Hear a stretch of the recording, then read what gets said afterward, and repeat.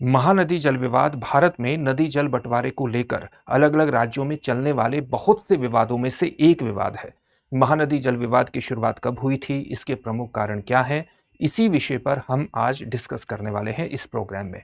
सबसे पहले महानदी के बारे में कुछ बेसिक फैक्ट्स जान लीजिए। महानदी का उद्गम स्थल कहाँ है? महानदी का उद्गम स्थल है छत्तीसगढ़ के धमतरी जिले में।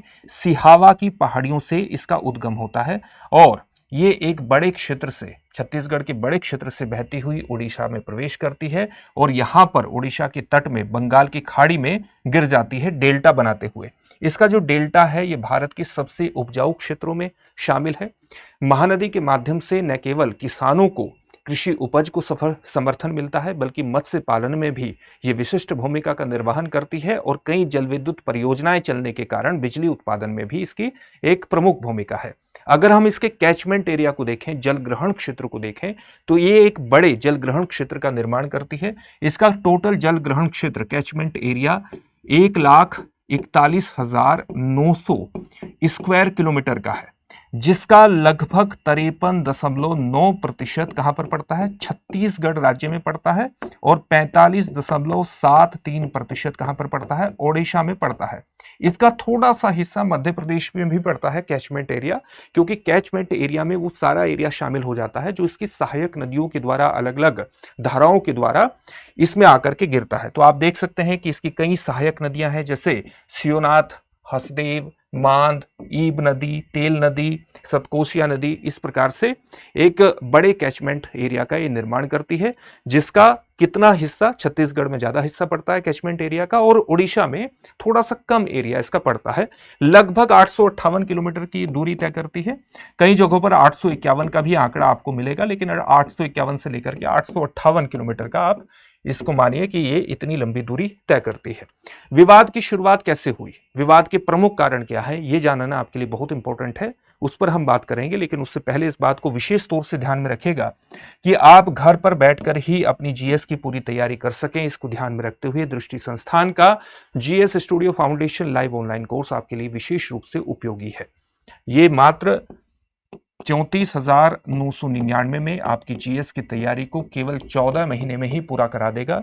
और इसकी सबसे खास बातों में क्या शामिल है कि इसको एक बार करने के बाद जब आप दृष्टि संस्थान के किसी भी शाखा में जाएंगे और जीएस फाउंडेशन ऑफलाइन बैच में एडमिशन लेंगे तो ये सारी फीस वहां पर एडजस्ट हो जाएगी, यानी एक तरह से ये कोर्स आपको फ्री में ही पड़ जाएगा। इसके संबंध में जो बैच हैं वो आपको हिंदी, इंग्लिश और इंग्लिश तीनों में ही प्राप्त होंगे। हिंदी माध्यम का बैच 27 अप्रैल को, इंग्लिश का बैच 28 अप्रैल को और इंग्लिश का बैच 29 अप्रैल को प्रारंभ होगा। इंग्लिश के बैच में हिंदी और इंग्लिश दोनों में चीजें समझाई जाएंगी, नोट्स उपलब्ध होंगे इंग्लिश में। आप किसी भी बैच में एडमिशन ले सकते हैं। एडमिशन लेने के लिए डिस्क्रिप्शन में दिए गए लिंक पर जाइए और अपने एडमिशन को सुनिश्चित कर लीजिए, या आप दृष्टि लर्निंग ऐप को डाउनलोड कर लीजिए, वहां से भी आपका एडमिशन हो जाएगा।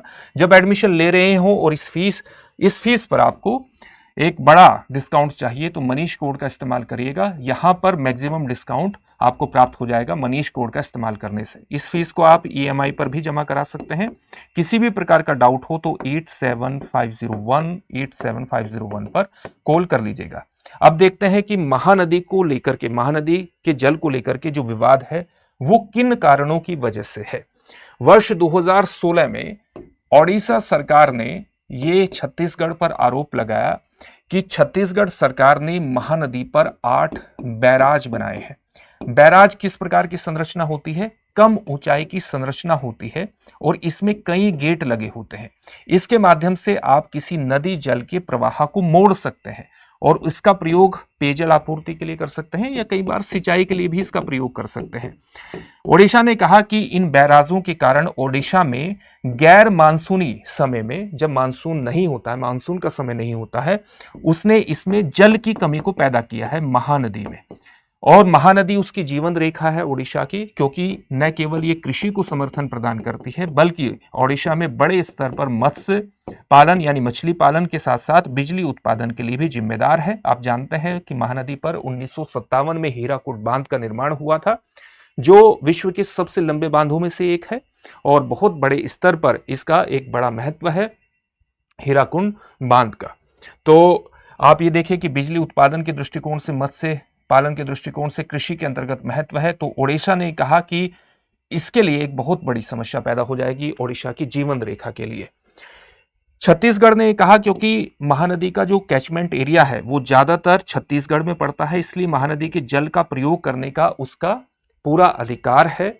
और उसने ये भी कहा कि कुछ ऐसी परियोजनाएं हैं, छोटी छोटी परियोजनाएं हैं, मध्यम आकार की परियोजनाएं हैं जो ओडिशा ने महानदी पर बनाई हैं और उसकी सूचना छत्तीसगढ़ को नहीं दी है, ये बात कही गई। इस मामले का समाधान केंद्र सरकार ने भी करने की कोशिश की। वर्ष 2016 में इसको लेकर के एक त्रिपक्षीय बैठक केंद्रीय जल संसाधन मंत्री उमा भारती, छत्तीसगढ़ के मुख्यमंत्री उस समय के रमन सिंह और उस समय के ओडिशा के मुख्यमंत्री नवीन पटनायक के बीच एक बैठक हुई। इसके बाद ओडिशा ने यह कहा कि केंद्र सरकार वस्तुतः छत्तीसगढ़ सरकार का समर्थन कर रही है और उसने एक ट्रिब्यूनल यानी एक ट्रिब्यूनल गठित करने की मांग कर दी। एक न्यायाधिकरण गठित करने की मांग कर दी। न्यायाधिकरण मांग किसके अंतर्गत गठित करने की मांग की?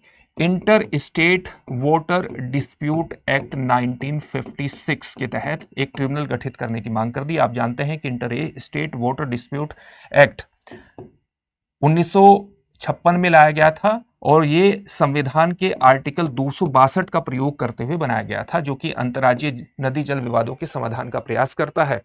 और इसमें सीधे तौर पर कहा गया है कि अगर केंद्र और राज्यों के बीच या दो से अधिक राज्यों के बीच नदी जल या नदी घाटियों की जल को लेकर के किसी प्रकार का विवाद होता है तो उसका समाधान करने के लिए न्यायाधिकरण का गठन किया जा सकता है, ट्रिब्यूनल का गठन किया जा सकता है। तो छत्तीसगढ़ ने डिमांड कर दी।